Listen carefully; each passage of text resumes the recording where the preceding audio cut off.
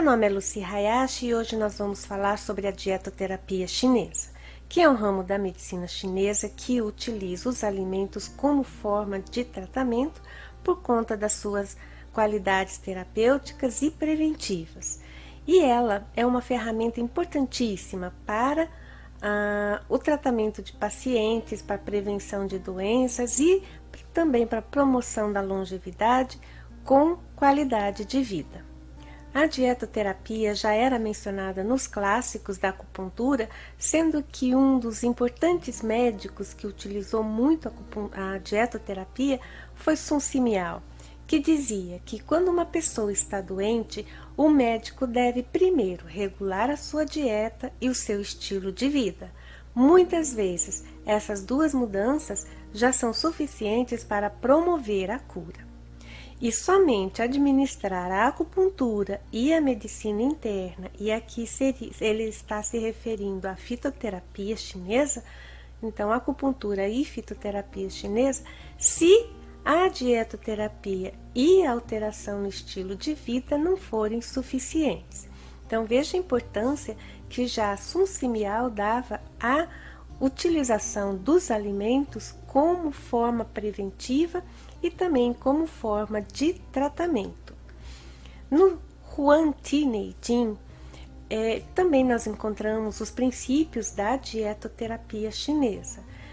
Tem um capítulo que diz: medicamentos são usados para combater as doenças, enquanto que os grãos são usados para nutrir o corpo. As frutas, os vegetais e as carnes auxiliam, trabalhando juntos para suplementar tanto o Qi quanto a essência.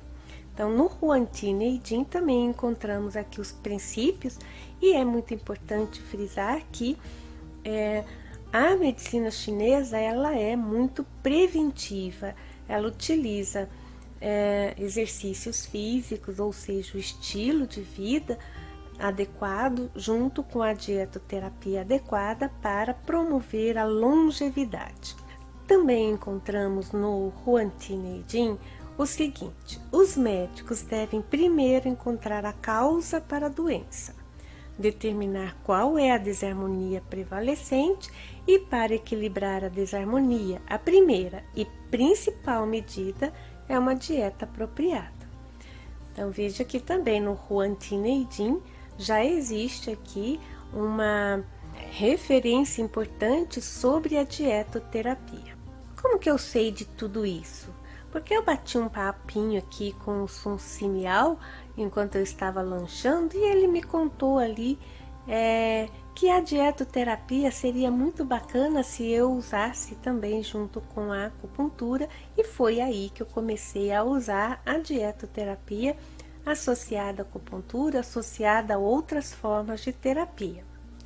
E segundo o Huan Ti Neijing, nós somos projetados para viver pelo menos 100 anos. E por que não vivemos 100 anos? Porque nós não temos uma dieta adequada, nós não temos uma atividade física adequada e equilibrada, nós não temos um repouso adequado. Então, para viver pelo menos 100 anos, nós deveríamos ter uma dieta, um estilo de vida e o descanso adequados.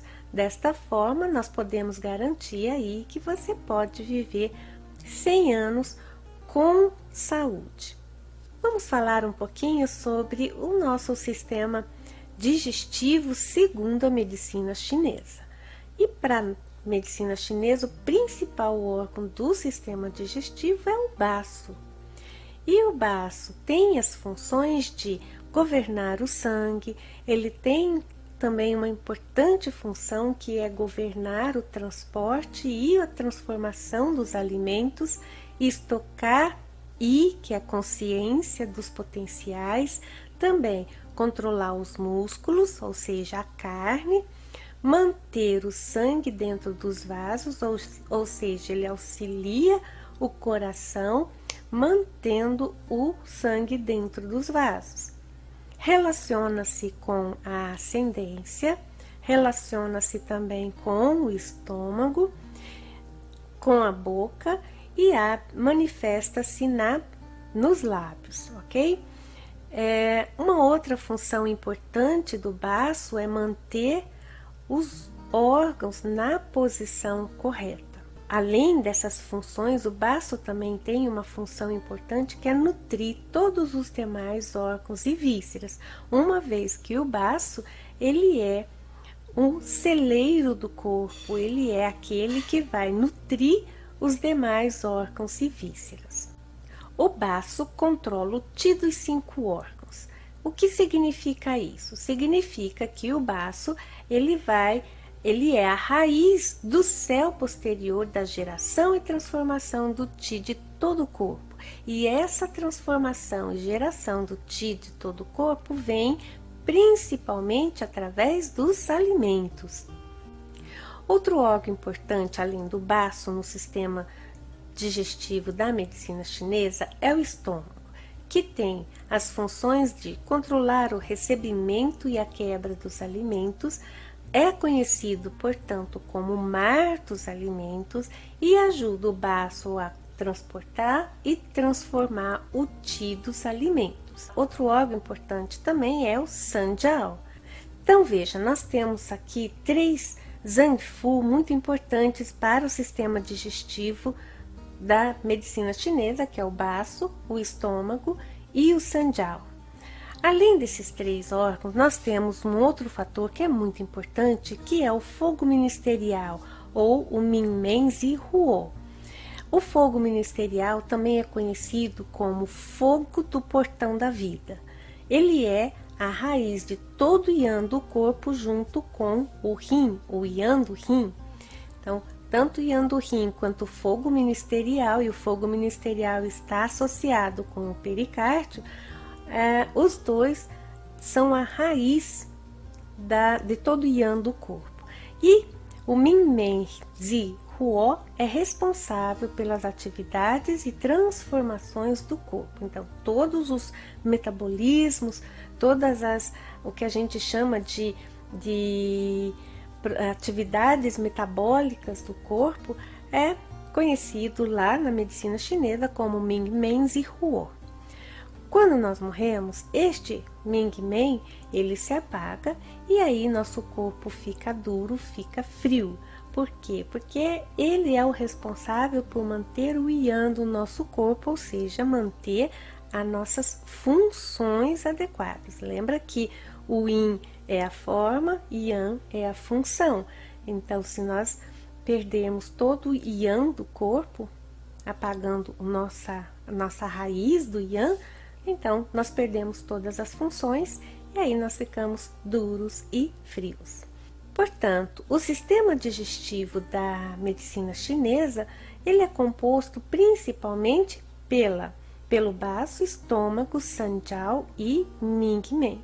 O estômago recebe o alimento, o mar do alimento recebe o alimento, decompõe e nesta decomposição a temperatura do estômago sobe. Então ele aumenta a temperatura, chegando ali até uns 37,4 graus Celsius. A temperatura do nosso corpo também se eleva neste momento, uma vez que o Minmen ele se torna forte, poderoso para promover todo o metabolismo e atividades da digestão. Então, o Minmen está bem aceso, bem forte. Então, no estômago chega a 37,4 e o nosso corpo chega ali a 36,7 graus Celsius. E essa elevação da temperatura vai depender também dos alimentos que nós comemos. Se nós ingerimos alimentos de natureza, e não quer dizer alimentos de temperatura quente, mas sim de natureza quente, essa temperatura pode se elevar mais. No entanto, se a gente comer muitos alimentos de natureza fria, essa temperatura vai ter que subir mais. Então, veja que nós temos que manter essa temperatura em 37,4, é como que se nós estivermos lá com a fogueira do Minmen em 37,4 e comemos alimentos de natureza muito fria. Então, vai abaixar a temperatura do estômago, o Ming-Men vai ter que subir de novo para manter em 37,4. Muitas vezes nessa subida, ou seja, nessa recomposição do fogo do Ming-Men, nós estamos ali perdendo Jin, ok? Então, o uso de alimentos de natureza fria deveria ser menor.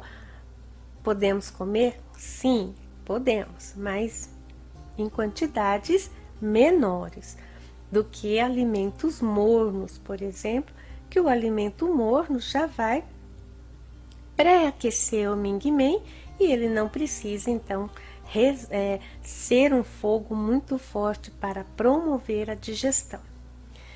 Veja nesse desenho sobre a formação do Qi.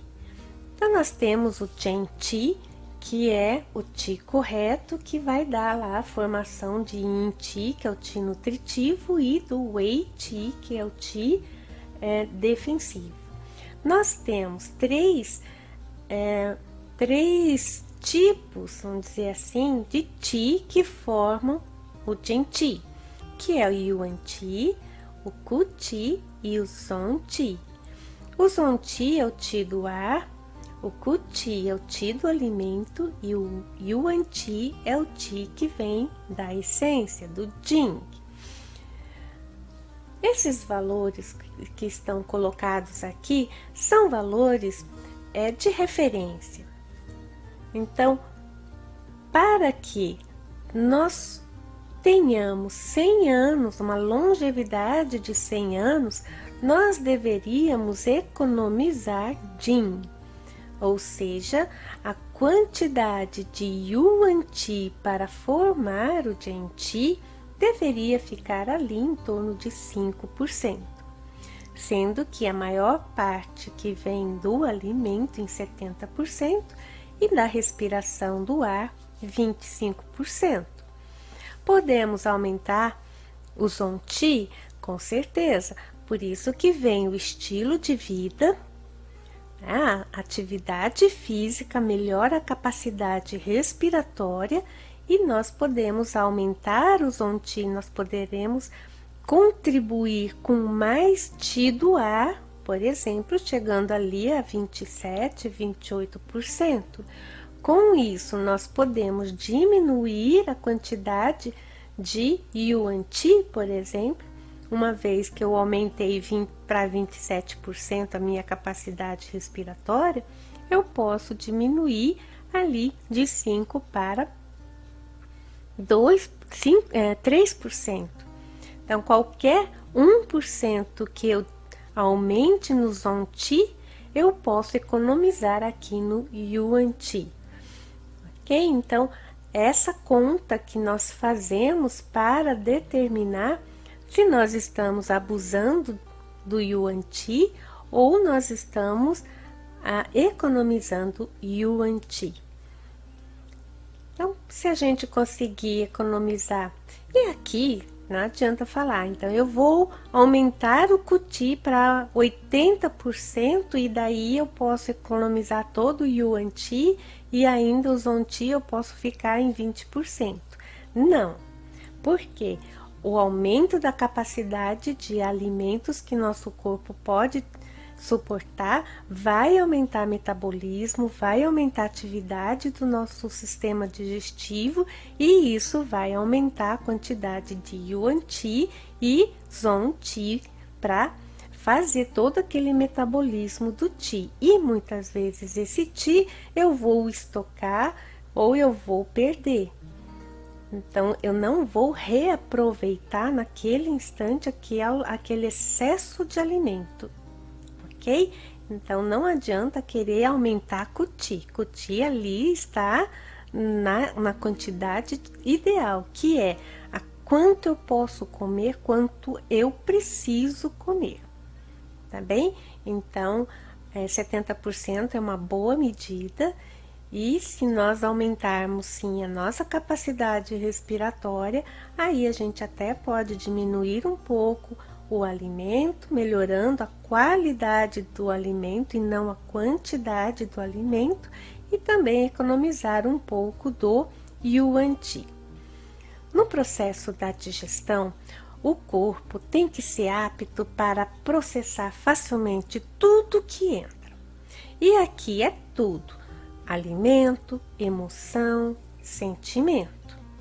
Todas as emoções que nós vivenciamos diariamente, por exemplo, a raiva, a alegria, a preocupação, o medo, né? Então, todos eles são um pouco indigestos para nós. Se a gente olhar aquelas emoções como indigestos, eles serão indigestos.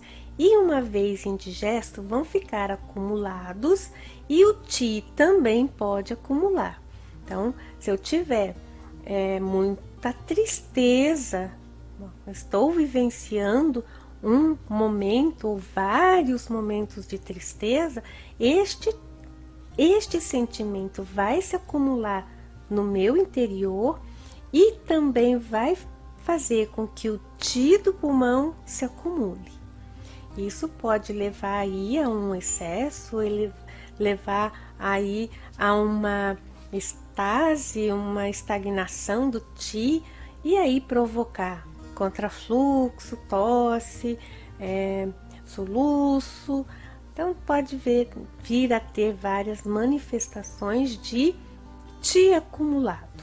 A gente verifica essa emoção associado com o alimento quando a gente fala aquela frase bem comum: engoliu um sapo.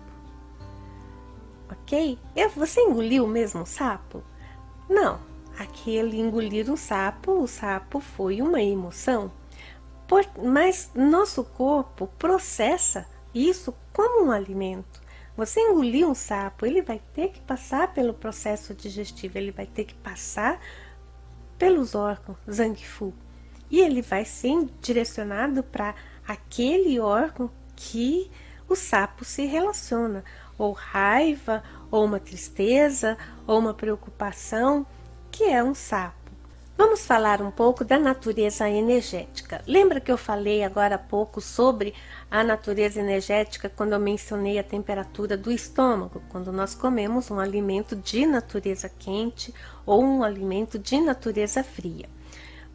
Pois é, nós temos 5 naturezas energéticas, que são calor, quente, morno, neutro, fresco e frio. O alimento de natureza quente, ele tem a função de dispersar o frio, aquecer o interior, dar um suporte para o yang, tratar o colapso, ou seja, a queda, né, aquilo que está descendo, porque o yang sobe, e eles são empregados para os tratamentos das síndromes de frio, as síndromes da estase de sangue devido a frio. A natureza morna, ela tem as mesmas características dos alimentos de natureza quente, porém, ela tem um pouco menos de calor. O morno, ele vai ser menos potente que o calor, que o quente, porém, tem as mesmas funções. O neutro é aquele que nem aquece e nem esfria, ou seja, o neutro ele tem uma capacidade muito grande de nutrir, de dar suporte tanto para yin quanto para yang. Já o alimento de natureza fresca, assim como o alimento de natureza fria, eles vão limpar o calor, eles vão purgar o fogo. Então são alimentos que são usados para as síndromes em que nós temos lá a presença de calor, seja ele um calor verdadeiro ou um calor falso, ok? Eu não gosto muito desses termos, mas é o que nós temos mais divulgados: calor falso e calor verdadeiro. Então, tanto o fresco quanto o frio tem essa capacidade. Sempre que nós temos um fator patogênico, seja ele um fator fogo ou um fator frio, Normalmente nós usamos, não, por exemplo, o frio, nós não usamos tanto na dietoterapia. Não usamos tanto um alimento de natureza quente, mas sim um de natureza morna, porque nós não vamos fazer um choque de calor com frio, mas sim vamos te dando morno, morno, morno, para que aquele frio vá se dissolvendo e fazendo e aquecendo, né, sendo eliminado. É diferente da erva, é diferente da fitoterapia chinesa, que ele vai realmente fazer um tratamento, e esse é um grande diferencial entre a fitoterapia e a dietoterapia. Nós não damos um tratamento de choque, mas sim um tratamento em que aquele alimento vai resolvendo aquela condição devagar, ok? Por isso que às vezes a gente utiliza a fitoterapia para fazer o choque, mas depois a gente vem com o alimento para manter ou para promover e prevenir.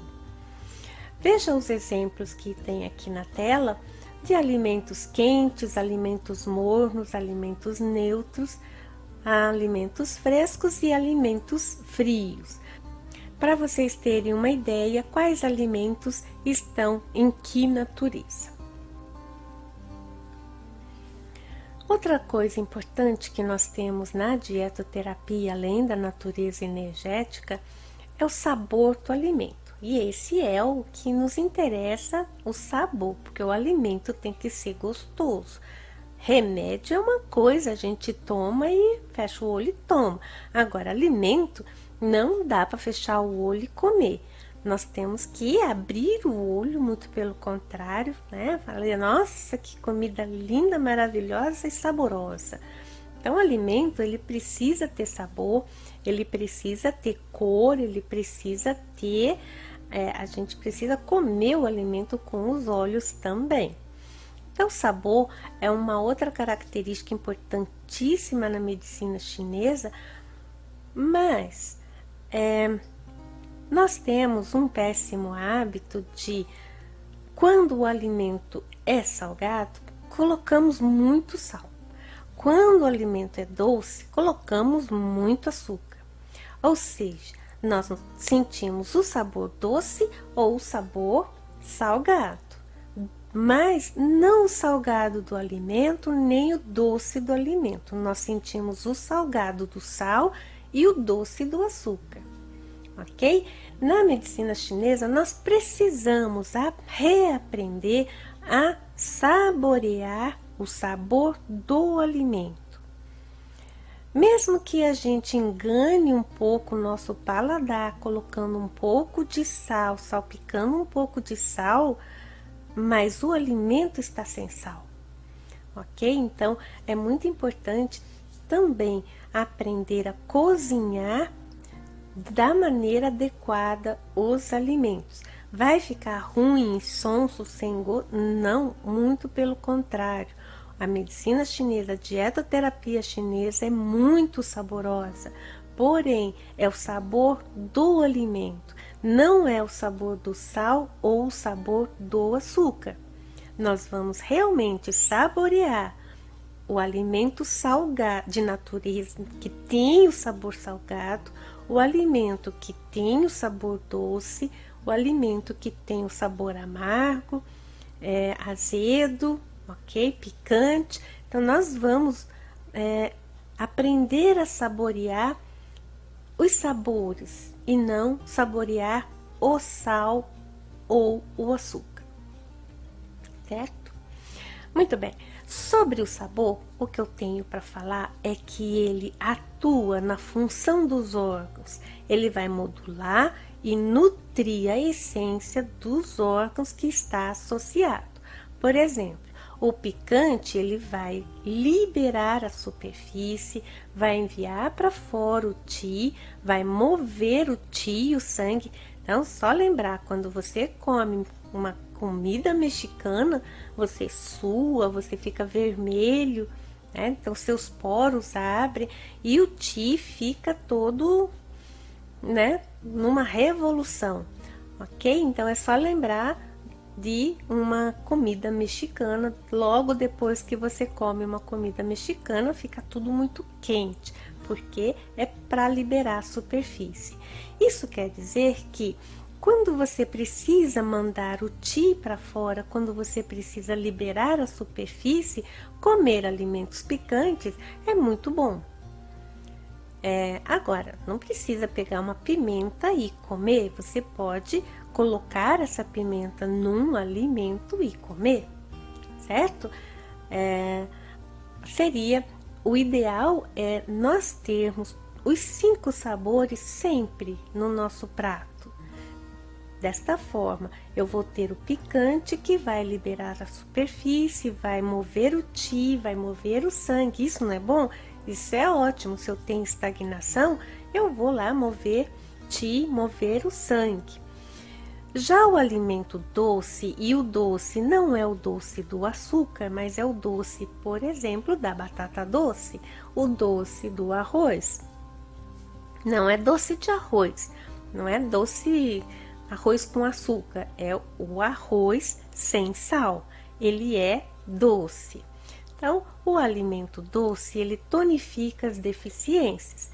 Se tem uma deficiência qualquer, e deficiência de Qi e deficiência de sangue, é o que a gente mais encontra por aí.